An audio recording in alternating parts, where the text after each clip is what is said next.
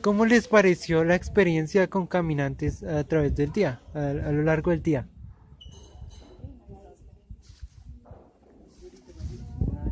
Pues tienen, no, pues tienen muy bien planeado para durante el día, pues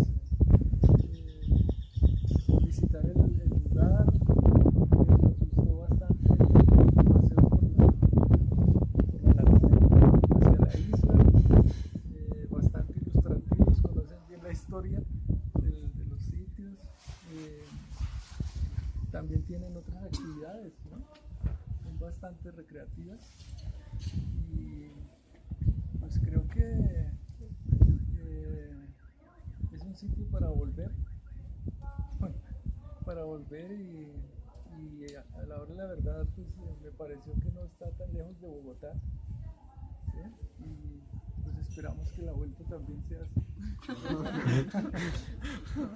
Muchas gracias por todo, por la organización, porque pasamos un día contentos y en medio de la naturaleza y en familia. Antes, por esas actividades que ayudan a integrar a la familia y a pasar.